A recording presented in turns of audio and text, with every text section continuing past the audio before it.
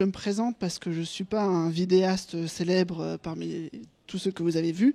Je m'appelle Renaud Évrard, je suis psychologue clinicien et je suis enseignant-chercheur en psychologie à l'Université de Lorraine. Voilà, avec une spécialité qui est l'étude des expériences que les gens interprètent comme paranormales à la base.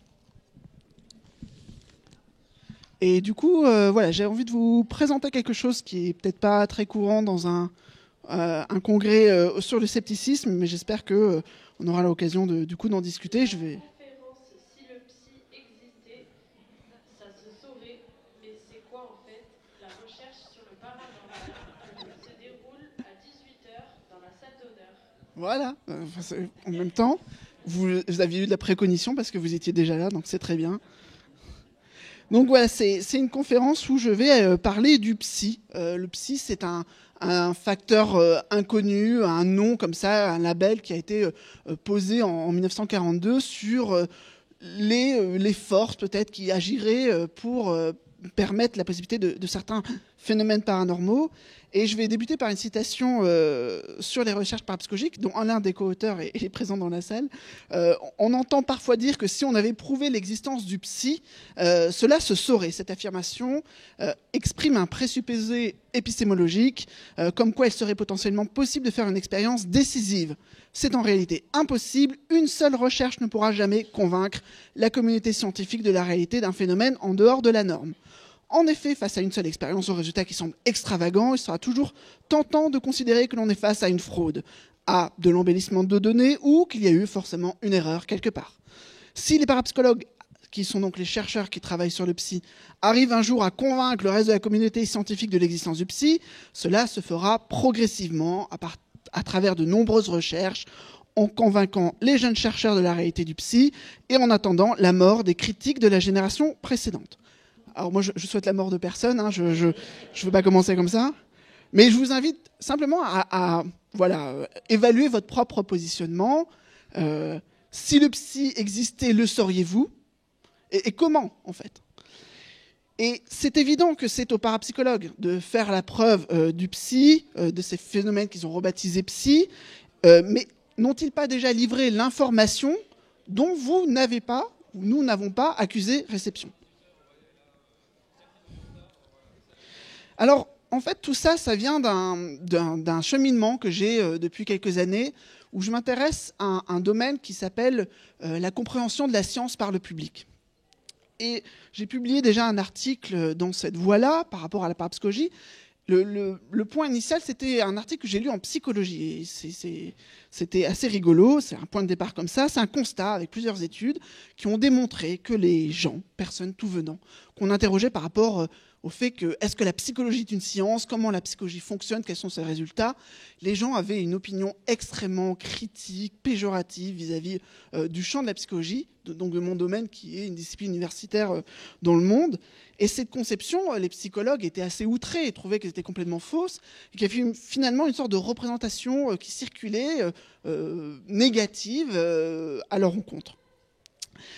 Ma question, c'était, est-ce que si ces préjugés s'appliquent déjà à la psychologie, peuvent-ils s'étendre au-delà et du coup à la parapsychologie, qui est une sorte de discipline voisine du domaine ? Il se pourrait que la parapsychologie souffre de certaines connotations sulfureuses associées au paranormal et qu'elle serait elle-même défigurée par les représentations qui circulent à son sujet. Alors j'ai fait une petite enquête, vraiment c'était juste pour lancer un peu l'idée, c'est 89 personnes recrutées au hasard des réseaux sociaux, et je leur ai fait une enquête un peu particulière, je leur demandais un petit peu leurs opinions par rapport à certains aspects de la parapsychologie, mais je les interrogeais également sur leurs connaissances de base du domaine, hein, vraiment des questions du style donnez-moi le nom d'un parapsychologue, donnez-moi le nom d'un sceptique, donnez-moi le nom d'une revue en parapsychologie, d'un livre qui est important, d'un paradigme expérimental. En fait, toutes des informations que vous serez normalement capable d'avoir d'ici la fin de la conférence si vous vous endormez pas ou si vous fuyez pas. Et donc, c'était assez intéressant de voir que les gens avaient aucun mal à exprimer des opinions extrêmement critiques vis-à-vis de la parapsychologie, mais par contre des grandes difficultés à donner des informations vraiment de base. Hein. À part peut-être donner le nom d'un sceptique, ça marchait bien, mais pour le reste, ça n'allait pas beaucoup plus loin. Alors ça m'a vraiment incité, cette petite étude que j'ai publiée récemment, à distinguer la discipline parapsychologie de son double, de cette représentation qui circule à son sujet dans le public, et ce minimum commun de connaissances qu'on pourrait avoir par rapport à cette discipline, ce qu'on pourrait appeler aussi la littératie parapsychologique, c'est probablement très faible dans la population générale, y compris pour les personnes qui ont l'impression d'être familières avec ce domaine, et c'est ce qui ressortait notamment aussi dans cette étude. Alors, j'ai construit une nouvelle étude qui n'est pas encore finalisée totalement. J'ai demandé à des gens s'ils pensaient que les phénomènes parapsychologiques étaient prouvés. Alors, c'est un brin provocateur de le faire comme ça. Surtout, il y a des gens qui trouvaient qu'un sondage d'opinion pour savoir le niveau scientifique de la parapsychologie, c'était pas tout à fait adéquat, mais il y en a quand même qui ont commencé à remplir ce sondage. Et j'ai reçu également, et j'étais assez surpris, un peu 25 pages de commentaires, un peu de shitstorm, un peu de tout. Et je trouvais que c'était assez intéressant, ces réactions, assez typiques finalement de ce que ce sujet peut évoquer chez les gens. Donc je vais commencer par un homme qui dit « c'est prouvé que c'est de la magouille ». Il est même arrivé que des hommes d'État augmentent les impôts tout en annonçant le contraire, et tout le monde y a cru. Alors, les spectacles de torsions de fourchettes, de cuillères collées sur le ventre, de tables qui tournent ou qui volent ne sont que des nouilleries de Romano. Et tant Irma, tu sais où elle peut se la fourrer, sa boule. Je vous lis parce que c'est écrit petit, je suis désolé. Hein. Mais on appréciera le style sympathique, la petite référence au calendrier électoral. Hein, et puis d'autres commentaires vont dans ce sens, dans l'idée que ce sont des phénomènes non démontrés. Un deuxième homme qui dit « les phénomènes dits parapsychologiques n'existent pas ». Je laisse les fautes d'orthographe, hein, c'est vraiment véridique. Et cela a été démontré de nombreuses fois par des scientifiques et des prestigitateurs. On peut observer et constater certains faits qui paraissent extraordinaires, mais ces faits sont de nature purement psychologique et connus depuis des milliers d'années, avec des explications bien rationnelles. Alors là, le commentateur, c'est intéressant, il suppose qu'on peut démontrer qu'un fait n'existe pas.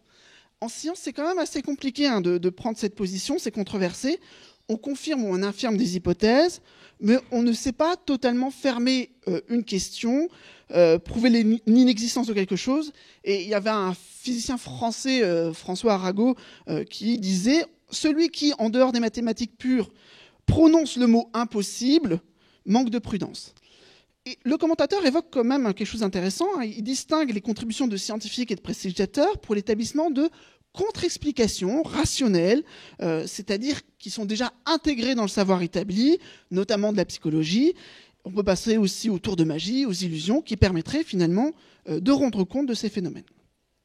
Un autre homme va nous dire « ça n'a pas d'importance ». Aucun phénomène donc n'a jamais été prouvé. Par contre, beaucoup de faux et mystifications ont été révélées. Mais quand on choisit d'adhérer à une croyance paranormale, on cherche tout sauf des preuves. Ce sont des choix. Les croyants s'en foutent que ça soit vrai, c'est pas le but. Preuve ou pas, rien ne pourra empêcher les gens d'y croire. Vous pouvez leur montrer la talonnette qui fait le bruit. Ils préféreront toujours affirmer que c'est un esprit frappeur qui était là. Donc le commentateur va encore plus loin que le précédent. Il affirme que jamais aucun phénomène paranormal n'a été prouvé, tandis que les déceptions furent nombreuses. Et il décrit une sorte de biais propre à l'attitude des croyants qui ne serait pas porté vers la recherche de preuves scientifiques ou sur qui les travaux scientifiques n'auraient aucune prise. Mais la question pourrait lui être retournée. Par symétrie, on pourrait se demander, en tant qu'incroyant, n'est-il pas susceptible lui-même d'être biaisé dans sa propre collection de preuves en faveur de ses idées ? Alors il y a d'autres commentaires, hein, je ne vais pas tous les faire, mais qui ne vont pas dans ce sens-là. Alors il y a des commentaires qui amènent l'idée que l'être humain utilise une infime partie de son cerveau, ce à quoi il se voit expressément répondre que c'est un mythe, vous l'avez compris. Il y en a d'autres qui vont citer des figures anciennes, illustres, qui auraient soutenu que les phénomènes parapsychologiques étaient prouvés. Donc là, on leur répond que c'est des arguments d'autorité, qu'il ne faut pas renverser la charge de la preuve. Encore un homme, toujours aussi fin, qui va dire « Ce n'est pas à moi d'aller chercher vos preuves.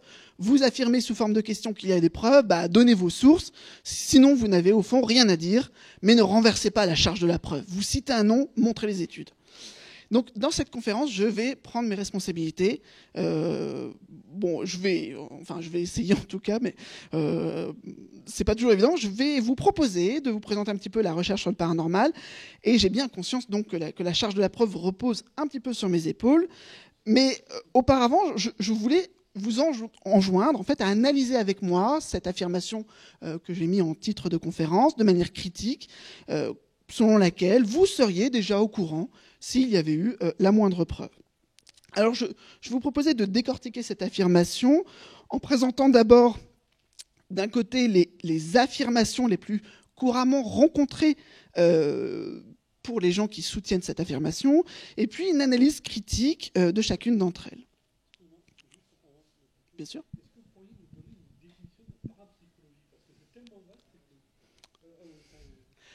Eh bien, c'est justement ça qui est intéressant, c'est qu'il y a une représentation qui est extrêmement vaste.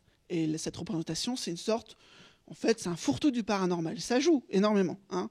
C'est des gens qui prétendraient que derrière le paranormal, il y a des choses réelles. Et dans le paranormal, on peut mettre autant, pour certains, les ovnis, le yéti, que la télépathie, la psychokinèse, etc. Le fait de restreindre, ce serait déjà opérer une sorte de distinction, de catégorisation qui demande un certain niveau d'approche scientifique. Ce qui est du coup quelque chose auquel je vais arriver, je vais vous expliquer, mais qui n'est pas le point de départ. Oui. Alors, la première idée, c'est en gros que je suis en mesure de savoir si le psy a été prouvé. Je suis à jour au niveau des connaissances relatives à la parapsychologie. Alors, de ce côté-là, bon, je pense que les gens sont quand même assez humbles pour dire je ne suis pas un spécialiste, mais bon, je le saurai quand même. Je suis peut-être quelqu'un qui suis scientifique moi-même, je suis peut-être quelqu'un qui lit des revues scientifiques au moins de vulgarisation, j'ai des connaissances générales, et puis de toute façon, si on en avait eu connaissance de ces preuves, eh bien on en aurait entendu parler dans les médias au moins, parce que les médias finalement, pour un fait d'une nature aussi exceptionnelle, des découvertes de ce type-là, on aurait fait l'écho, etc. Donc c'est un repère qui est indirect, hein. On s'attend à être informé par les autres de ces preuves, on s'identifie à une sorte de majorité qui sait.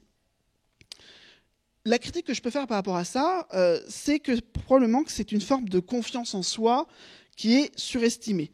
Pour vous décrire un petit peu ce que représente la littérature parapsychologique, c'est actuellement 6 revues spécialisées qui publient régulièrement des numéros avec des articles.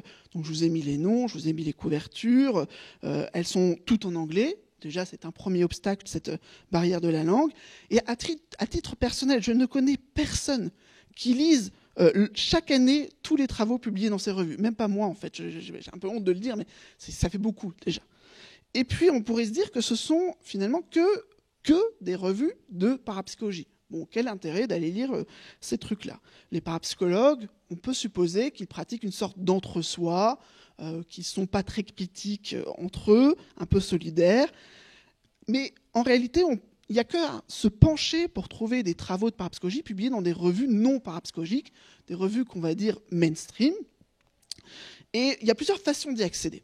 Alors, il y a un chercheur proéminent américain qui s'appelle Dean Radin, qui a fait comme ça, justement, une page, on peut la trouver en tapant Dean Radin and Recommended Reference, où il va donner accès à 159 articles sur les preuves de la parapsychologie, des articles qui sont publiés dans des revues comme le British Journal of Psychology, dans Nature, dans Physics Essay, dans Psychological Bulletin, Science, Frontiers, etc., etc.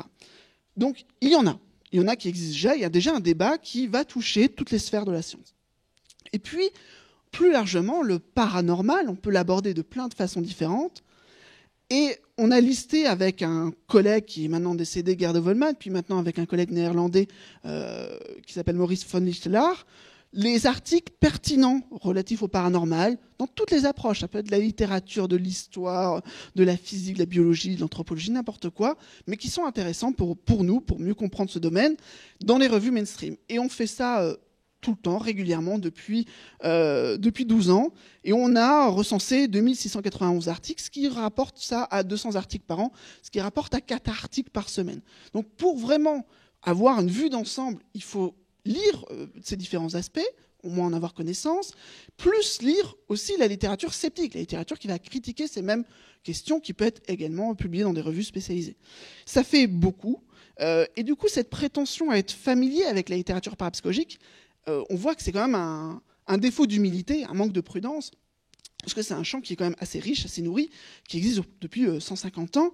Et on va voir par exemple des sceptiques, où il y a un livre de Charpak et Brock, Devenez sorciers, devenez savants, qui débute par la prétention d'avoir accompli une revue exhaustive de la littérature parapsychologique. Voilà, première nouvelle. Et puis, il n'y a même pas de bibliographie à la fin. Donc, c'est vraiment des fois un manque d'humilité qui peut poser question. Alors, un autre argument qu'on va trouver, c'est l'idée que bon, peut-être que si moi je ne suis pas au courant, il y a des scientifiques qui savent ce qu'il en est de l'état de la parapsychologie. Et donc on va connecter cette confiance qu'on peut avoir dans la science, dans la circulation des informations scientifiques. Et effectivement, il y a très régulièrement des découvertes qui sont faites et dont on va entendre parler par différents moyens, des trucs révolutionnaires sur les trous noirs, etc., la masse de telles choses. Et puis, on se dit, mais pourquoi les phénomènes parapsychologiques, s'ils étaient prouvés, ne suivraient pas la même voie, finalement, le même cheminement, surtout qu'en plus, c'est super bankable. Il y a une fascination autour du paranormal qui fait que s'il y avait un truc qui était prouvé comme la télépathie, bon, enfin, forcément, les médias s'en feraient les choux gras, ça se diffuserait. Donc, on estime que la science pourrait nous amener à connaître tout ça. Et puis, on se dit même que la science, c'est idéalement, bien sûr, mais ça procède d'une manière à reconnaître et à récompenser ceux qui font des découvertes, et surtout, même dans l'adversité, il y a toujours un moment où on entend parler des choses qui ont été découvertes. Et puis on se dit même que le type de récompense pour quelqu'un qui prouverait, je ne sais pas, la télépathie, ça pourrait être un prix Nobel, un prix Nobel de parapsychologie. C'est tout désigné pour quelqu'un qui parviendrait à faire ça. Autre aspect, on peut se dire, il n'y a pas de raison que les infos ne vous arrivent pas. Finalement, on n'essaie pas de vous cacher des choses. Pour quelle raison vous dissimulerez que les recherches parapsychologiques fonctionnent ?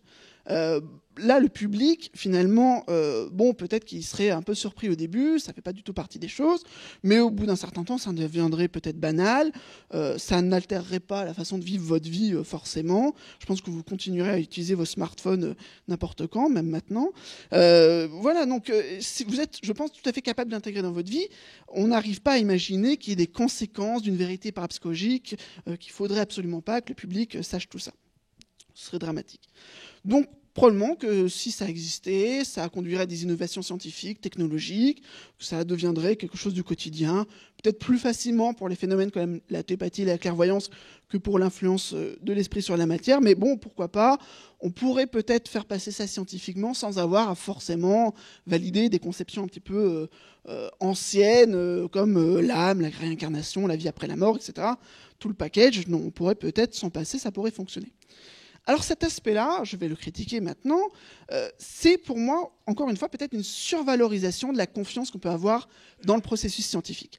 Je ne suis pas dans une défiance totale vis-à-vis de la science, je pense qu'on a entendu plein de choses comme ça assez nuancées aujourd'hui et hier.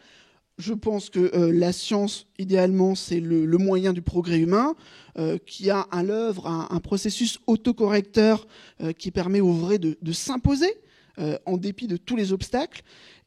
Mais on peut en même temps concevoir ça et admettre que ça ne fonctionne pas toujours très bien.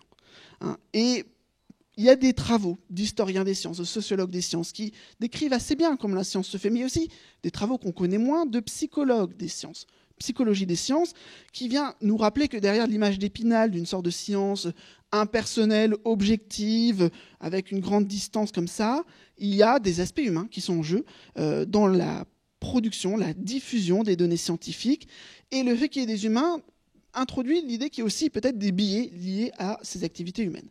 Alors ces biais, je vais aller plus rapidement là-dessus, c'est l'idée qu'on est sur une posture globalement et très naturellement, très logiquement, sceptique vis-à-vis du paranormal, mais ce scepticisme, c'est plutôt à concevoir comme une incroyance. On ne croit pas que le paranormal puisse exister. C'est une bonne posture de départ, il n'y a aucun problème avec ça, mais ça peut entraîner des biais dans la façon de traiter les informations qui sont tout à fait identiques, symétriques à ceux des croyants. Et il y a des études de psychologues qui viennent montrer que ça va vraiment changer votre façon non seulement de traiter intellectuellement certaines informations, mais aussi même dans votre perception. Si vous n'êtes pas préparé à voir des coïncidences, vous voyez moins de coïncidences que ce qui apparaît dans la réalité. Donc il y a des travaux comme ça qui viennent montrer finalement qu'il y a une complexité de l'incroyance autant que de la croyance, que tout le monde ne croit pas au paranormal ou ne croit de la même façon, et qu'il y a des sceptiques qui croient à certaines choses, qui ne croient pas à d'autres, et que finalement aussi, ces croyants et les incroyants utilisent les mêmes types de raisonnements pour accepter ou défausser certaines idées. Alors, il y a des recherches empiriques qui viennent montrer tout ça, qui viennent montrer finalement un biais de discrimination négative dans l'évaluation de la parapsychologie. Je peux vous donner un petit exemple de la recherche de Bethany Butzer. Elle fait lire à 100 participants qui ont une formation en psychologie un résumé d'études scientifiques.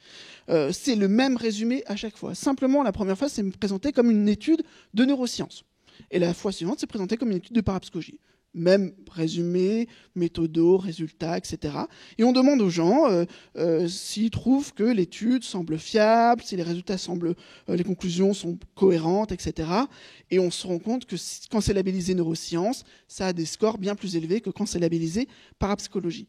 Et donc on peut imaginer que quand ça arrive à des comités de lecture de revues, ça a déjà été aussi démontré par Murray et Fox dans le processus de relecture, ces biais de discrimination négative peuvent également s'appliquer. Alors, le fait de repérer ça ne veut pas dire que c'est opérant partout, tout le temps. Ça a un impact, peut-être, mais ça doit être mesuré. À quel point ce biais stigmatise le domaine. Je ne pense pas que ça veut prouver qu'il y a une suppression totale ou intentionnelle de la parapsychologie. En fait, ce serait complètement contradictoire avec ce que je vous ai dit juste avant, qu'il y a plein de travaux de parapsychologiques qui trouvent leur voie dans les revues tout à fait classiques. Alors, l'autre aspect de la confiance dans la science, c'est que finalement, l'idée générale, c'est il serait possible d'étudier scientifiquement ces phénomènes, mais les recherches qui ont été faites depuis des années, des décennies, conduisent à un constat d'échec généralisé.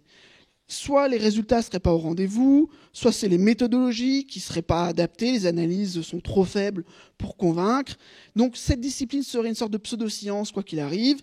Et ça, c'est donc ce modèle généralisé d'un échec de la parapsychologie, pour peu qu'on la connaisse. Ce n'est pas la science qui a échoué, c'est vraiment cette discipline-là. Mais ce point de vue-là n'est pas celui qui est tenu au niveau de la communauté sceptique internationale, aussi étonnamment que ça puisse paraître. Il y a des chercheurs comme le psychologue Chris French qui vont dire que le point central est que la science, qu'importe la façon dont on la définit, n'est pas un corpus de faits établis, c'est une méthode pour approcher la vérité.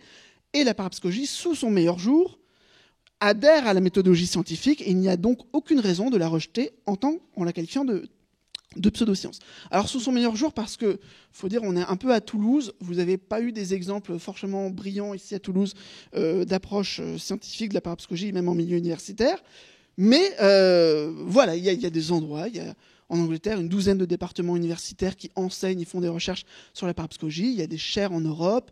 Je vais vous présenter un petit peu ce que ça peut donner. Et puis, finalement, aussi, ce mythe dont je vous ai parlé d'un prix Nobel qui viendrait montrer comme ça une sorte de reconnaissance de la parapsychologie, c'est quand même une attente un peu fascinante, mythologique, qui va même infiltrer un peu les parapsychologues. Mais en réalité, la reconnaissance, ça vient pas comme ça. Il y a plusieurs étapes intermédiaires qui devraient être franchies. D'autres marques de respect pour peu que la parapsychologie parvienne à sortir du bourbier de l'éternelle controverse. Alors un autre aspect, une autre affirmation, c'est l'idée que les médias, par rapport à la parapsychologie, nous informent correctement. C'est-à-dire, si je lis la presse générale ou si je lis la presse de type Science et Vie, etc., ce qu'ils vont dire de la parapsychologie, c'est quand même quelque chose qu'ils ont été fouillés correctement. On peut en fait se dire que les journalistes suivent des règles. Voilà. Il n'y a pas une défiance forcément à avoir totale. Ils vont vérifier ce qu'ils racontent, ils vont présenter les différents points de vue. Et puis, quand un consensus n'est pas fait, voilà, ils font les choses bien. Mais cela dit, relativement, ils n'ont pas à donner la parole à toutes les positions, surtout pour des faits qui sont déjà fermement établis. On imagine peu avoir des débats à la télé ou dans la presse sur un partisan de la Terre plate face à un astrophysicien. Ça tournerait court. Mais si on est amené à admettre que les médias ont une sorte de biais dans la présentation de la parapsychologie, voire nous désinforment, se dit que finalement les infos n'ont pas circulé par les médias de ce type-là. Là, en fait, c'est un autre problème. On risque de verser dans une sorte de complotisme. L'idée d'une sorte de tabou culturel, avec des agents mal intentionnés ou manipulés, etc. Et ça, cette idée que les médias ne nous ont pas transmis les infos correctement, c'est assez anxiogène. On préfère plutôt se dire que même si des complots existent réellement, voilà, ça peut exister. Là, en l'occurrence, il n'y aurait pas un complot. On est citoyen d'un monde cohérent et bienveillant. Donc, on ne veut pas verser dans le complotisme.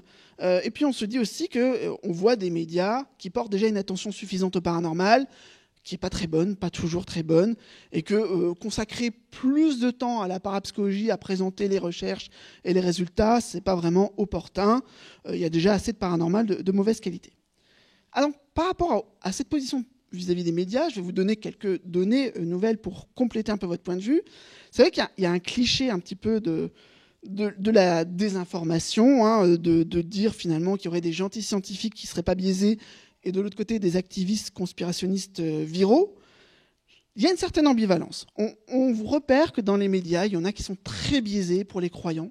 Il y en a d'autres qui sont peut-être biaisés pour les incroyants, mais on ne se rend pas toujours compte. Et c'est quelque chose que même Henri Brock avait noté. Hein. Il n'y a pas en France, en français même, de revue qui serait équilibrée, qui donnerait vraiment un point de vue scientifique complet du domaine. Et donc, on est dans une attitude qui tergiverse. On va avoir une sorte de défiance sélective. On va dire tel média est bon, tel média n'est pas bon. Mais ça, c'est vraiment en fonction de notre attitude personnelle. Si on est croyant, on va aller vers ça. Si on est incroyant, on va aller vers telle opinion. Mais du coup, on n'a jamais vraiment une synthèse. Et donc, ce positionnement au niveau de l'incroyance, c'est quelque chose qui est assez actif. Il faut comprendre qu'il y a des groupes militants qui essayent de désinformer sur la parapsychologie. Le fait de dire ça, c'est un peu compliqué parce que je sais que accuser quelqu'un de désinformation, c'est vraiment un outil d'extrême droite assez courant. Mais là, en fait, c'est des exemples très concrets dont se vantent ces groupes-là. Il y en a un, je donne un exemple, c'est la guérilla sceptique sur Wikipédia. C'est une initiative faite par une organisation, un peu sur un mode bénévolat, mais avec aussi des financements collaboratifs. Et donc, il y a 900 pages Wikipédia de 144 éditeurs qui ont été modifiés, donc tous des termes clés par rapport aux médecines parallèles, à la parapsychologie, mais aussi aux biographies en fait des chercheurs, qui sont modifiés par des activistes de façon à inclure des choses qui reflètent une perspective dite sceptique, mais qui peuvent être finalement très mensongères, très inadaptées. Et c'est assez compliqué derrière, parce que Wikipédia, c'est une encyclopédie collaborative, mais en réalité, on ne peut pas totalement modifier, on ne peut pas totalement inverser certaines pages. Il y a certaines règles qui s'appliquent.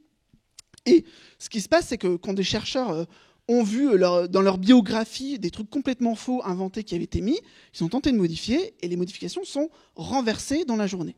Inversées, pour quelle raison ? Parce qu'il y a des gens qui ont une surveillance de ces pages, qui ont une mission de surveiller ces pages et de les modifier. Et si on essaye de revenir à la charge en disant non, mais je peux sourcer que j'ai vraiment eu ce diplôme, eh bien, on peut être accusé de trolling, voire banni, ce qui est arrivé à certains chercheurs. Et il y a des administrateurs de Wikipédia qui sont supposés neutres, qui doivent faire un peu l'arbitrage, mais finalement, ils prennent souvent la défense des guérilleros. Et donc, ça donne quelque chose d'assez aberrant, où vous avez finalement aucune fiabilité pour des questions controversées sur certaines pages Wikipédia. Et c'est affolant quand on voit que Wikipédia ça s'affiche pour plein de mots-clés dans les 10 premiers résultats. Donc pour lutter contre ce phénomène de guérilla sceptique sur Wikipédia, il y a eu une riposte de la plus ancienne société de recherche parapsychologique, dit recherche psychique anglaise, qui a développé une autre forme d'encyclopédie à l'ancienne, la Sci Encyclopedia, où il y a des experts qui sont mandatés pour faire des articles sur leur domaine d'expertise. Il y a des corrections qu'on peut suggérer, mais c'est pas collaboratif de la même façon. Ça existe depuis 2014, il y a 400 pages, et voilà, j'ai aussi collaboré à certaines de ces pages. Alors, voilà, on est dans un cas très précis, peut-être un exemple réel de désinformation, mais qui est assez gênant, parce que finalement, on peut se dire, il y a Florent Gouttière, qui est un journaliste scientifique, qui désignait dans cette désinformation, dans cette viralité des fake news, 2 formes de protagonistes, ceux qui étaient des relais actifs et qui ont vraiment intentionnellement la volonté de désinformer, donc qui éditorialisent l'information dans ce sens. Et puis il y a des relais passifs qui n'ont pas l'intention de tromper, mais qui se réfèrent finalement à ces choses-là, qui les font circuler, qui les partagent. Et là, on atterrit à une sorte de malinformation. Et donc il y a deux niveaux finalement d'ignorance qui vont se diffuser comme ça.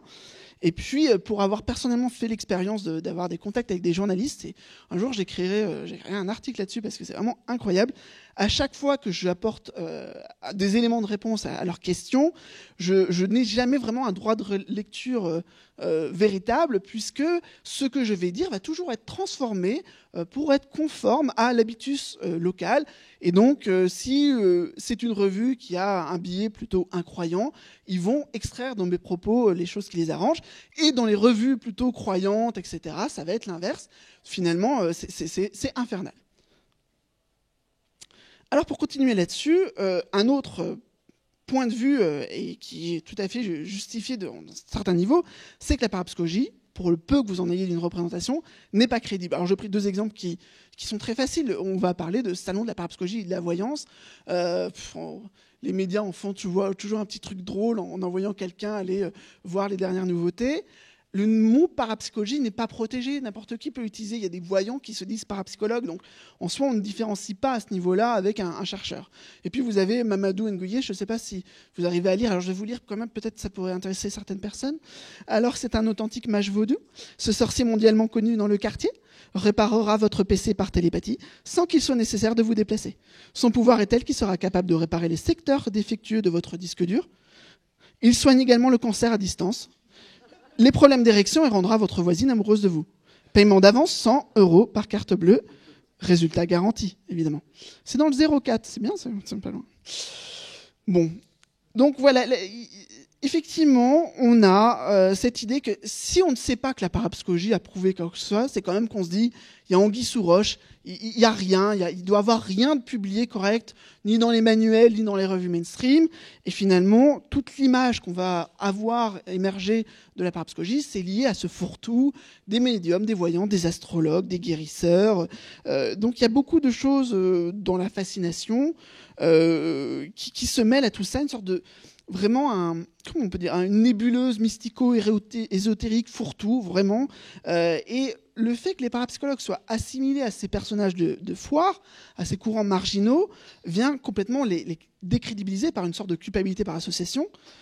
Et cette connivence entre, je ne sais pas, un parapsychologue qui étudie un médium, fait que leurs recherches sont récupérées, en plus, par des extrémistes qui essayent de prouver, je ne sais pas, la vie après la mort ou n'importe quoi. Et les parapsychologues deviennent les savants utiles de ces illuminés. C'est assez désagréable pour le public, j'imagine aussi, d'avoir à avaler tout le package. Si on commence à s'intéresser à la parapsychologie, on doit prendre les médecines douces, l'occultisme, la survie, etc. Ça fait beaucoup trop d'un seul coup.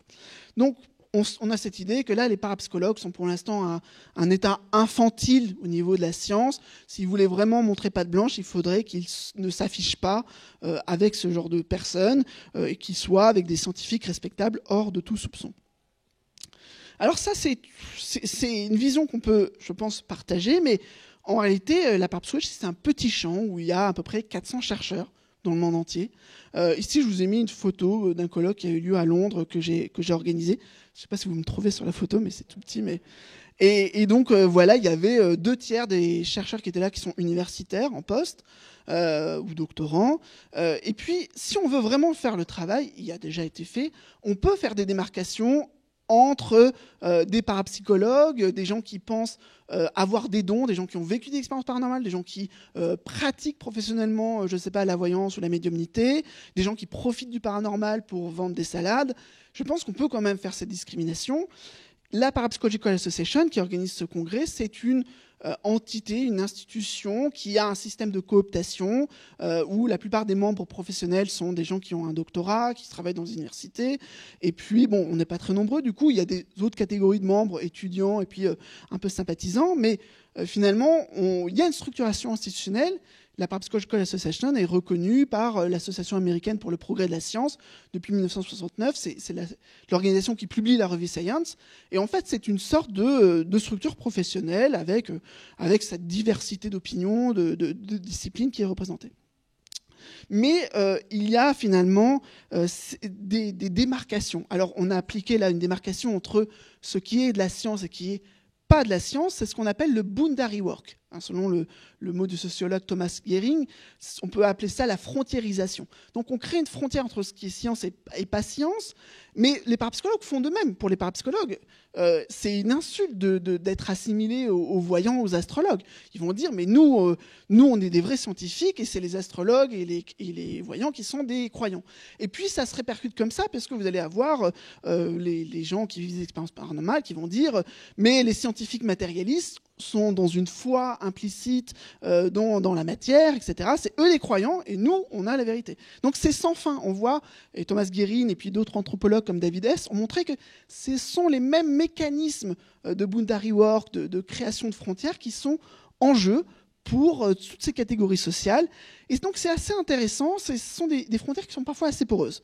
Il y a des sources de confusion, on va avoir des parapsychologues qui vont aller, qui peuvent avoir vécu des expériences paranormales eux-mêmes, qui peuvent aussi essayer de convaincre ce public des gens qui sont prêts à les croire, prêts à les accueillir, parce que parfois ils en ont un petit peu marre de l'hostilité qu'ils peuvent trouver chez certains de leurs collègues, et donc là ils se disent peut-être qu'il y a un public qui va acheter mes livres, qui va me permettre de me nourrir, etc.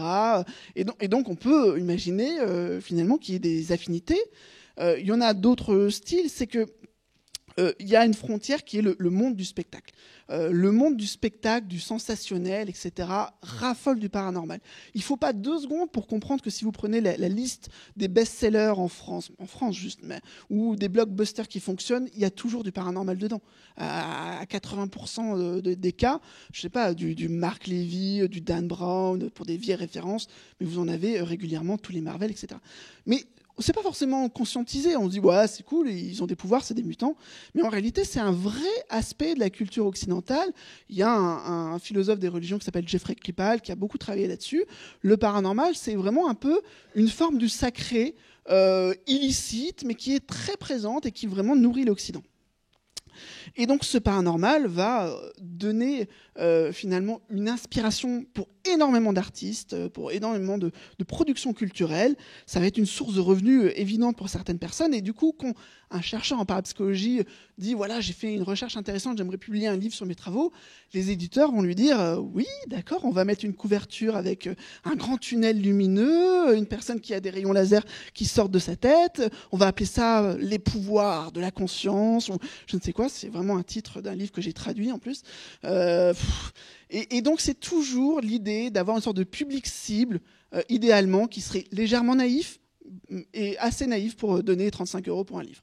Et donc on a ces aspects d'infiltration culturelle du paranormal de notre culture qui sont très peu étudiés encore par les sociologues, par les sciences humaines, mais qui viennent servir ou desservir la représentation et donc la réception de la parapsychologie scientifique. Bon, j'ai plein d'exemples là-dessus, mais je ne vais pas être trop long à ce sujet. Alors, autre point, c'est cette idée, je vous en donne un exemple classique, Ghostbusters. Je veux dire, si on se représente un parapsychologue, je ne sais pas si vous vous rappelez, pour ceux qui l'ont vu, la première séquence, c'est qu'en fait, les parapsychologues sont des chercheurs à l'université, qui trichent un petit peu, faut le dire, un peu pour des raisons d'affinité avec certaines des participantes, mais du coup ils sont virés de la fac, et pour subvenir aux besoins d'eux-mêmes, mais aussi pour répondre aux besoins de la population qui en a marre des fantômes, ils vont créer un service à la population. Aujourd'hui, c'est devenu une sorte de réalité, puisque vous allez avoir en France 300 groupes de chasseurs de fantômes qui viennent tout équipés de n'importe quoi pour faire ce travail. Mais finalement, quand on a cette image de la parapsychologie des rigolos Ghostbusters, on se dit que si on a un chercheur qui se prend au sérieux, qui vient vous dire « ouais, j'ai des preuves de la parapsychologie, c'est fondé, etc. », on se dit que c'est un marginal, anachronique, qui s'accroche à des illusions. Tout ça a déjà été jugé depuis bien longtemps. Qu'est-ce qu'il nous raconte là? Mais vraiment, d'où il sort celui-là? Alors, on sait qu'il y a aussi le fait que des autorités scientifiques se prononcent en faveur de la parapsychologie. Ces arguments d'autorité, ça a très peu de valeur. Il y a bien des scientifiques et même des prix Nobel qui sont partis en vrille à un moment ou à un autre. Il y a des scientifiques qui sont assez déviants pour exploiter les failles du système et donc publier n'importe quoi et puis se mousser alors qu'ils n'ont pas vraiment les données qui vont avec. On peut se dire aussi que la motivation sous-jacente des parapsychologues, c'est comme je vous ai dit, finalement le marché lucratif de la crédulité, puisque, vous savez, il est un peu sans fond, là, les milliards de bénéfices des praticiens du paranormal, etc. Et pour quelqu'un qui s'intéresse à ces sujets, c'est très vite que les journalistes viennent vous voir, que les gens relaient un peu vos infos. Moi, je sais que j'étais à peine étudiant en Master 1 de psychologie en travaillant sur les personnes qui pensent être hantées. On m'invitait chez De Chavannes, chez Coé et chez Jacques Pradel. C'est n'importe quoi. C'est comme s'il y avait un tel manque d'une sorte d'expert universitaire qu'il y a un appel d'air comme ça. Et bon, j'ai refusé la plupart des offres parce que c'était vraiment débile. Mais quelqu'un pourrait céder et peut-être faire fortune et puis même créer une sorte de célébrité factice là-dessus. Puis on peut se dire finalement ces parapsychologues, leur revue, ça tient pas trop la route. Et puis finalement, même s'ils ont des résultats, qui proclament des résultats, comme c'était dit dans la citation, c'est plus simple de se dire ils ont fait une erreur, il y a des fraudes et on peut rejeter tout ça. Alors, le contrepoint que j'essaye de vous donner par rapport à tout ça, c'est l'idée qu'on peut-être construire une confiance dans ce que font les parapsychologues, de la même façon qu'on va le faire pour d'autres domaines scientifiques. Il n'y a pas beaucoup de travaux empiriques. Il y en a quelques-uns qui viennent juste sur un point regarder ce que sont les revues de parapsychologie. Et donc, pour ce faire, on va les comparer avec les revues dites mainstream plus orthodoxes. Et on va les comparer sur des points qui sont censés être les critères de démarcation entre science et pseudoscience. Et on va se rendre compte, donc l'étude de Marie-Catherine Mousseau, qui est une Française mais qui vit actuellement en Irlande, journaliste scientifique, c'est l'empirisme autocorrectif, la cohérence entre les travaux d'autres chercheurs, etc., qu'on va retrouver de façon très similaire entre les revues de parapsychologie et les autres. Et puis, il y a des points où les revues de parapsychologie sont même meilleures que toutes les autres revues qui avaient été mises dans l'échantillon sur la publication de résultats négatifs. Alors, on peut se dire, c'est drôle, parce que finalement, le fait de publier des résultats qui ne fonctionnent pas, c'est un peu le destin de la parapsychologie, mais en tout cas, ils le font. L'ouverture aux critiques, le fait qu'il y ait beaucoup de débats dans ces revues, les réflexions sur les progrès de la recherche, comment on va avancer, quelles sont les voies qu'on peut explorer, et l'approche pluridisciplinaire, le fait que pour entrer dans ce domaine, il faut être psychologue, mais aussi physicien, aussi philosophe, avoir un bagage historique, et puis on peut vraiment creuser de plein de façons. Et donc ces travaux-là, c'est justement parmi les arguments qui font dire à Chris French qu'il y a quelque chose qui ne tient pas de la pseudoscience, au moins sur le plan des critères sociologiques.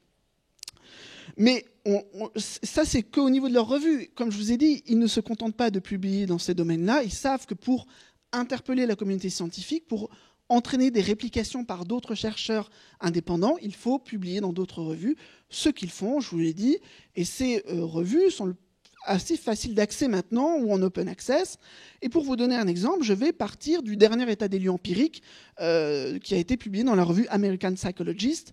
Alors la revue American Psychologist, pour vous dire, c'est une des revues publiées par l'American Psychological Association, qui est la société la plus influente au monde dans le champ de la psychologie. Donc ce travail a été publié par Etzel Cardena, qui est là en train de faire un protocole Ganzfeld, c'est un protocole de déprivation sensorielle. Et donc il est... Dans 15 minutes, la garderie ferme dans 15 minutes, tout enfant... Vous pouvez chercher vos enfants, si vous voulez.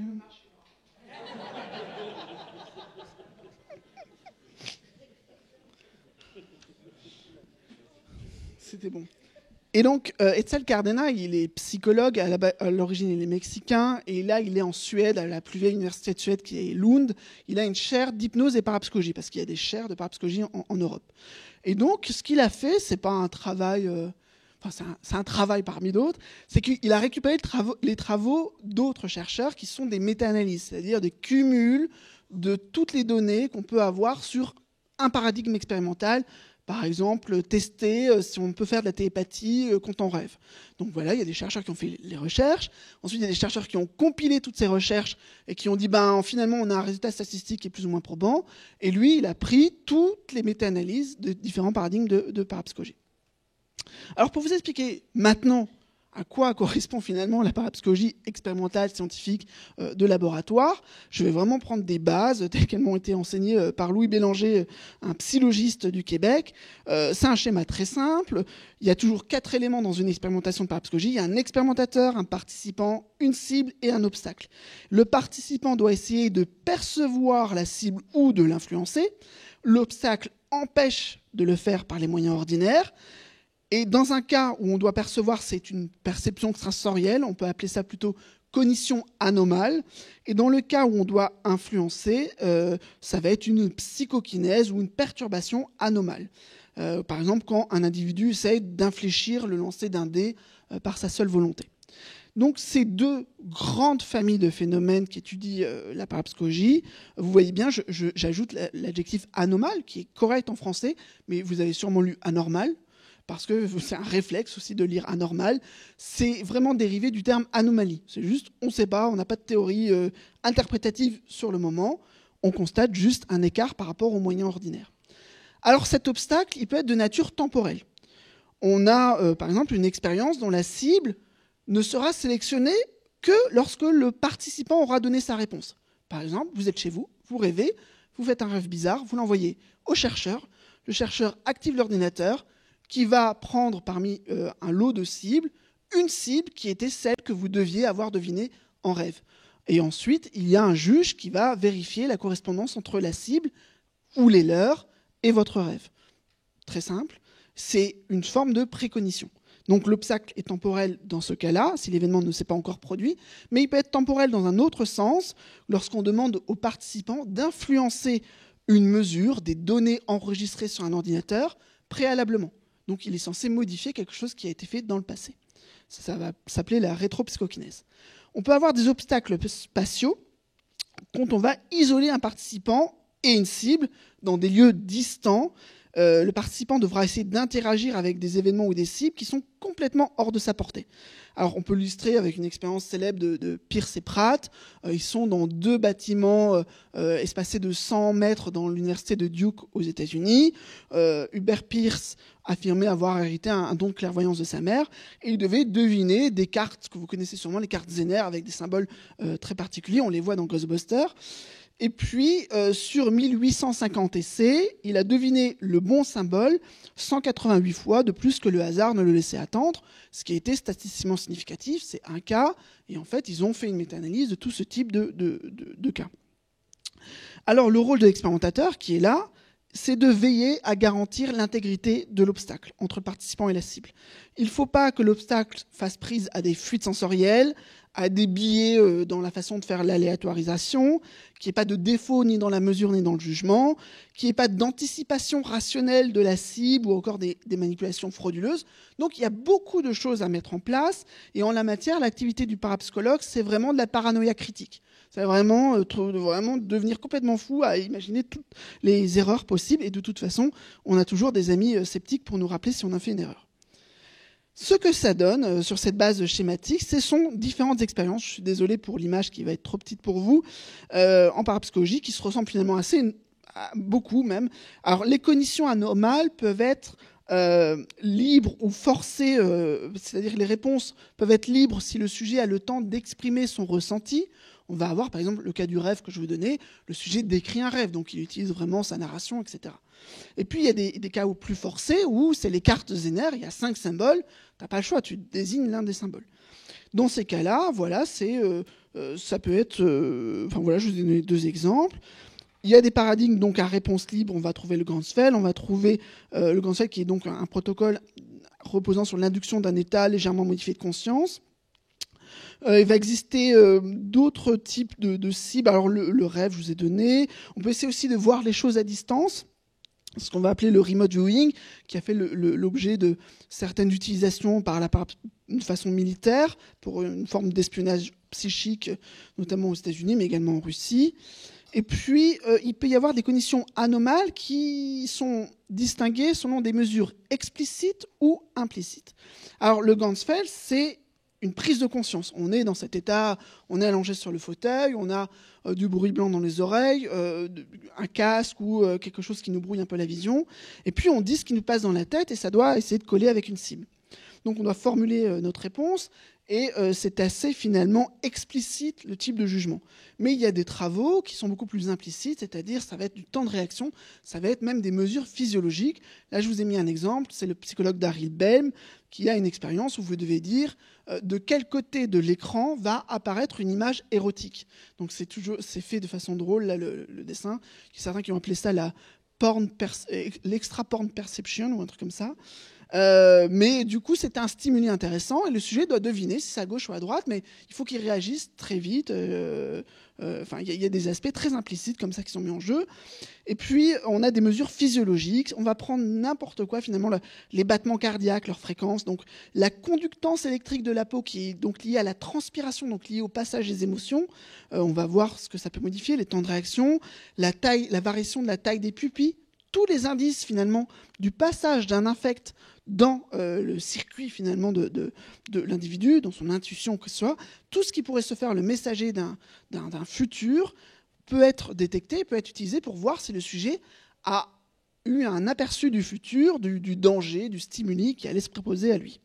Donc dans ce tableau, qui est le tableau 1 de l'article de Cardena que vous retrouverez en ligne, vous ne pouvez pas voir, mais il y a énormément d'expériences d'un côté, il y a des scores de probabilité, et en fait, pour tous ces paradigmes, on a des méta-analyses qui sont positivement significatives, et tous ces paradigmes ont très bien fonctionné depuis très longtemps. Ce sont des études qui s'étalent pour certaines depuis 70 ans. Je vais vous la faire plus courte pour les autres, pour les perturbations anomales. Ça peut comprendre 5 paradigmes, donc le guérissage à distance, ce qui peut être sur des êtres animaux, humains ou plantes ou microbes ou quoi que ce soit, champignons, etc. Le regard à distance, le remote starring, donc on a un circuit vidéo, puis parfois on regarde la personne, parfois on ne la regarde pas, elle doit dire si elle se sent observée ou pas. L'aide à distance, la personne est dans une tâche, il y a un certain moment une autre personne se concentre pour l'aider à faire cette tâche ou pas, etc. Donc ça, c'est avec des systèmes vivants, et on a également la même chose avec des systèmes inertes. On essaye d'influencer un dé pour qu'il tombe sur le bon côté, on essaye d'influencer un ordinateur et un générateur de nombres aléatoires pour que les résultats aillent dans un sens qui va donner lieu à une stimulation favorable au sujet, et puis à un projet de conscience globale que je n'ai pas le temps d'expliquer, mais qui est plus général. De tout ça, on a également, mais à des niveaux variables, des résultats statistiquement significatifs et positifs. Excusez-moi. Alors, voilà, je vous présente tous ces bilans au milieu de ma conférence, en vous disant que voilà, ça fait des décennies finalement qu'il y a des recherches en parapsychologie qui sont publiées avec des résultats positifs, parfois négatifs, mais de façon cumulative, le bénéfice est là. Finalement, on pourrait penser que les parapsychologues n'ont pas eu une quête du Graal totalement vaine.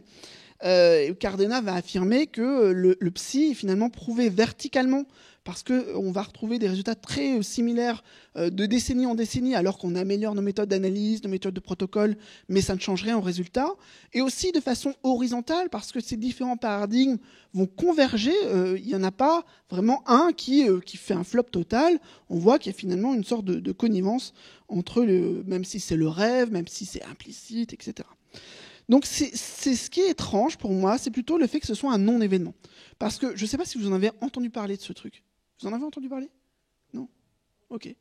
C'est publié en 2018 dans l'une des meilleures revues de psychologie au monde. Et c'est ce genre de choses qui est assez étonnant, c'est que finalement, les parapsychologues disent, bon, on a atteint la barre qui était fixée au niveau de certaines des exigences, on peut relever la barre, on peut avoir d'autres exigences pour sécuriser notre confiance dans ces données encore. Et c'est ce que dit Cardena à la fin de l'article, il dit c'est pas fini, on peut faire des méta-analyses prospectives, la controverse elle dure toujours, puis il dit surtout on n'a pas de théorie qui fasse consensus, donc il faut pouvoir interpréter tout ça, ça suffit pas d'avoir des données, il faut sortir de simplement l'anomalie. Bon d'accord, mais il y a quand même ça, il y a quand même tous ces résultats. Et il n'y a aucun Science Media Center, en mal de clics et de boucans qui se saisissent de la controverse. Il ne se passe rien. Il y a une indifférence générale, et ça, c'est quand même assez étonnant. Alors j'en arrive à un autre point, qui est finalement que la parapsychologie est un champ controversé, et on peut se dire qu'il n'existe pas de chercheur neutre au-dessus de la mêlée, qui aurait un point de vue global, un expert auquel on pourrait faire confiance. Ils sont tous pris dans des positions intéressées, polémiques, ils se mélangent au folklore du paranormal. Ils ont peut-être... il y a des éléments de corruption par la quête de gloire, etc. Même moi, finalement, vous pourrez sortir de là en suspectant, en allant regarder sur Google qui je suis, quels sont mes intérêts cachés, à qui je suis vendu. Mais finalement, c'est une question, on a vraiment une question de crédibilité de la source là-dessus. Et quand on va lire un article qui peut être favorable à la parapsychologie, parce qu'il y a des revues qui en publient, on va trouver ça sur Internet, on va se sentir obligé de se défendre. On va tout de suite voir, tiens, qui a critiqué cet article? Est-ce que je peux trouver un contrepoint? Parce que finalement, c'est aussi très difficile à comprendre ces articles. Les trucs là sur la méta-analyse, je ne suis pas sûr que tout le monde soit familier avec le Z, le score de Stouffer, etc. Enfin, effectivement, on parlait d'approche bayésienne. Enfin, tout ça, ce sont des choses assez de charabia en gros, et du coup on a besoin de relais qui nous expliquent si on doit faire confiance ou pas à ces données pour certains. Et donc on va analyser aussi si le média qui propage cette information est crédible ou pas. Donc il y a plein de choses qui vont nous permettre de nous méfier de ces affirmations des parapsychologues. Alors là, pour cette image, c'est une image qu'on va trouver dans un livre d'Henri Brock, qui est une sorte d'humour que finalement les parapsychologues ne mériteraient que le goudron et les plumes. C'est vrai qu'on est un petit peu sur ces positions-là. Il n'y a pas de consensus. On n'a pas l'impression qu'il y a un consensus sur la parapsychologie, puisqu'il y a des gens qui ne sont absolument pas d'accord avec l'interprétation de ces résultats. Enfin, on sait qu'on va trouver très facilement des gens sceptiques qui vont nous dire non, mais vous inquiétez pas, il n'y a rien à voir, circuler, c'est tout à fait bidon, leur truc. Voilà. Mais le fait qu'il y ait des gens qui s'opposent là, que la science soit divisée dans ce champ, qu'il y ait des guéguerres idéologiques, bon, bah, c'est pas un signe de quelque chose de sain. En fait, on préférait qu'il y ait une information à tête reposée, que tout le monde se soit mis d'accord, que les scientifiques nous donnent une information claire sur ce sujet. On préférait une sorte de savoir assez digeste, apaisé, stabilisé. Et là, le fait que la parapsychologie soit une science controversée depuis plus de 2 siècles, c'est pas un bon signe, quoi. Voilà. Et donc, effectivement, c'est très étonnant, sur un plan de l'histoire des sciences, sociologie des sciences, le fait d'enraciner une controverse comme ça, à tel point qu'on a créé des groupes hétérogènes qui ne se mélangent quasiment presque plus, avec des pros et des contras qui sont toujours dans leur petite guéguerre, qui ont apparemment toujours des désaccords. Alors, c'est pas tout à fait vrai, puisqu'il y a des discussions fréquentes. C'est pas vrai parce que là, je suis ici, je sais pas si je vais ressortir vivant, mais en tout cas, je suis là. J'ai un badge du comité para comme totem d'immunité, mais voilà, il y a des collaborations. Il y a des parapsychologues qui sont tout à fait favorables à la collaboration, ils ont tout à y gagner. En fait, ce qu'ils veulent, c'est bon, j'ai trouvé ça, je ne sais même pas ce que c'est, mais reproduisez-le, vérifiez de votre côté si vous l'avez aussi. Il y a des sociétés qui sont des sociétés qu'on va dire hybrides, qui acceptent d'accueillir des gens qui ont des croyances ou incroyances variables par rapport au phénomène, mais la plupart des sociétés qu'on va trouver sont plutôt des sociétés polarisées habituellement. Les sociétés d'anomalistiques, moi, j'en connais, je suis membre d'une qui est aux États-Unis, je suis membre d'une autre qui est en Allemagne, mais ça n'existe pas vraiment dans le monde francophone. Alors, on va même avoir un phénomène très étrange, qui est décrit par l'anthropologue David Hess, c'est que s'il y a un sceptique qui se met à faire de la parapsychologie et qui se met à dire ouais, c'est pas si nul que ça, eh bien, en fait, il est pollué, il est marqué par son implication dans la parapsychologie, et très vite, il va être conspué par ses pairs, et du coup, il sera plus du tout un sceptique. Du coup, c'est infernal. Si vous touchez à la parapsychologie, vous devenez un parapsychologue.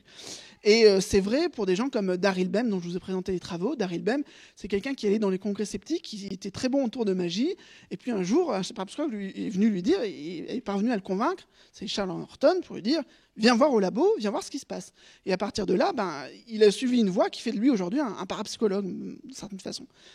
Alors on a cette idée que peut-être que les sceptiques ont vraiment une expertise sur ce domaine de la parapsychologie, mais j'en doute un peu parce que finalement les connaissances sont très mal diffusées et qu'on a très peu de travaux sceptiques qui viennent critiquer tous ces travaux parapsychologiques, et que en fait les vraies critiques les plus pertinentes, on va les retrouver au sein de la communauté parapsychologique.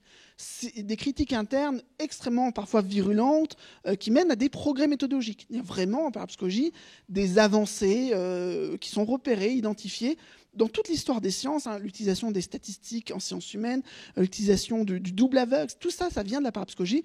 Et aujourd'hui, on est sur les méta-analyses prospectives préenregistrées pour lesquelles, encore une fois, la parapsychologie est pionnière à plus d'un titre. Et donc, finalement, le fait d'avoir cette idée qu'il y a une contre-expertise qu'on pourrait invoquer, convoquer pour opposer aux parapsychologues. C'est ce qui va se matérialiser dans un débat. Si vous avez la moindre émission de télé ou de radio, c'est que vous allez mettre...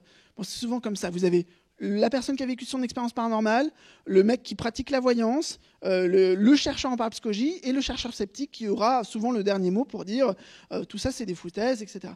Et en fait, on a du mal à imaginer des débats où, par exemple, vous avez un physicien spécialiste en physique quantique et un mec qui fait de la médecine quantique et quelqu'un qui pense vivre des phénomènes quantiques, personnellement. On n'imagine pas ce genre de foire, mais c'est systématiquement le type de débat. Et tout ça, c'est analysé par des spécialistes d'analyse des médias comme Doury, qui dit qu'on est dans une immobilité du débat, ça ne peut pas avancer, il n'y a pas vraiment d'échange. Et donc, pour finir, ce que je vous ai présenté de l'article de Cardena, que vous n'avez pas entendu parler peut-être, c'est aussi qu'il y a eu une seule réponse à cet article de la communauté sceptique. Et cette réponse, elle se résume finalement à cette phrase qu'ils ont écrite, « Les données ne sont pas pertinentes ». En fait, leur argument, c'est de dire « ça ne sert à rien d'analyser les résultats des parapsychologues, tout ce qu'ils ont fait comme recherche en laboratoire, ça ne sert à rien. De toute façon, on sait que c'est impossible ». Et ils écrivent texto, il y a telle loi de la physique qui serait transgressée si le psy existait. Il y a telle loi qui serait également transgressée. Et donc, ils ont consulté des physiciens qui leur ont dit oui, vous avez raison, le modèle standard serait égratigné, voire bouleversé par les données parapsychologiques. Du coup, c'est ça. Dans la même revue, deux psychologues, pas de physiciens, mais deux psychologues, ont publié quelque chose qui, pour moi, est assez choquant. C'est une attitude qui se veut rationaliste, mais qui est en fait profondément dogmatique, anti-empiriste. On vous dit, en fait, la science n'a plus à être empirique. On sait presque d'avance que nos théories sont les bonnes. Et cet argument est tellement extrême que je pense qu'il va mener à terme à un retour de bâton, un retour de flamme, parce que dans la communauté sceptique, il y en a qui trouvent que ce n'est pas une attitude qui est tout à fait valable. On préférait finalement presque discuter avec les sceptiques qui nous disaient « mais vos expériences ont des problèmes, les méthodologies ça va pas, les analyses ça va pas, vous avez échoué » plutôt que nous dire « faites ce que vous voulez, on s'en fiche ». C'est vraiment très particulier comme réponse. Et le fait que ce soit la seule réponse qui aujourd'hui existe, j'ai encore demandé récemment à Ethel Cárdenas s'il y avait d'autres personnes qui avaient essayé de contre-attaquer, de contre-analyser ce qu'il avait fait, et c'est pas le cas. Et donc là, on est en train de basculer dans une forme de déni qui est, je pense, grave et presque scandaleuse. Donc, doit-on avoir confiance dans les arguments sceptiques ? Il y en a certains qui s'appliquent très bien. L'argument de la fraude, on va trouver des fraudes en parapsychologie. Moi-même, j'ai aidé à en dénoncer certaines. Mais ce n'est pas finalement quelque chose de si présent que ça. C'est-à-dire que ce sont souvent des scientifiques et puis qui montent en soi des protocoles qui sont faits pour éviter les fraudes. Comme je vous l'ai dit, on fait déjà attention, il y a quand même des mesures qui sont prises. Et puis, si on dit qu'il y a beaucoup de fraudes en parapsychologie, il faudrait pouvoir prouver cette affirmation. Et pour ça, il faudrait pouvoir comparer ce champ à d'autres. Et en réalité, il n'y a pas d'études empiriques qui vont montrer que c'est particulièrement la parapsychologie qui est touchée. On va trouver des fraudes en psychologie, en médecine, physique, bio, partout en fait. Il y a un autre problème qui est posé, c'est les méthodologies, les analyses statistiques, ça ne tiendrait pas la route. En réalité, le moindre article de parapsychologie qui est publié dans une revue mainstream, et comme je vous ai dit, il y en a déjà beaucoup, vient montrer que ces protocoles utilisés par les parapsychologues ne sont pas si bizarres que ça, ils ne sont pas si déviants. Finalement, ils sont conformes à ce qui est fait dans d'autres disciplines.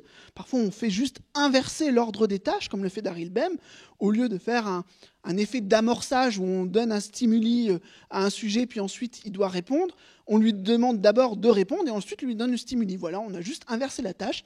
C'est le même logiciel, on a juste inversé l'ordre. Et bien, rien que finalement ça vient montrer que les problèmes méthodologiques, les discussions statistiques, on peut en avoir, mais en fait, ce n'est pas vraiment là où le bât blesse. On peut se poser la question, est-ce que ces travaux sont reproductibles ? Je vous renvoie encore à l'article de Cardena. Il vient montrer très précisément que les tailles d'effets, donc la puissance des résultats en parapsychologie n'est pas géniale, mais elle est au moins équivalente à ce qu'on va trouver en psychologie. Et puis, je vous avais dit, il y a un manque de modèles théoriques, mais ça ne veut pas dire qu'il n'y a pas des candidats. Il y a des modèles qui sont en cours d'élaboration par des physiciens, par des psychologues, par des groupes, qui peuvent d'ailleurs déjà s'appliquer sur des domaines qui ne sont pas forcément en lien avec la parapsychologie, donc s'exporter dans des champs classiques, et finalement, on peut avoir une sorte d'espoir qu'à un moment, on y arrive. Et peut-être que c'est l'explication qui va faire qu'on va reconnaître tout ce qui est en amont, mais voilà, c'est une possibilité. Et je vais conclure, puisque j'ai été bien long. Ouais. Pardon. Je suis à la conclusion, donc c'est très bien. Et ma conclusion, finalement, c'est il y a 40 ans, il y a déjà un sociologue qui avait analysé ces connaissances marginalisées, rejetées, et qui décrivait la parapsychologie de cette façon, qui est finalement toujours valable aujourd'hui. L'étude expérimentale de ces interactions extrasensorimotrices, connues sous le nom de parapsychologie, a finalement atteint un statut approchant celui d'une spécialité scientifique légitime. Du moins, elle est devenue une activité hautement professionnalisée, réalisée par des hommes et des femmes ayant un bon niveau scientifique, dont la plupart occupent des positions dans des départements universitaires de sciences. C'est simplement un constat sociologique, mais c'est déjà un constat intéressant.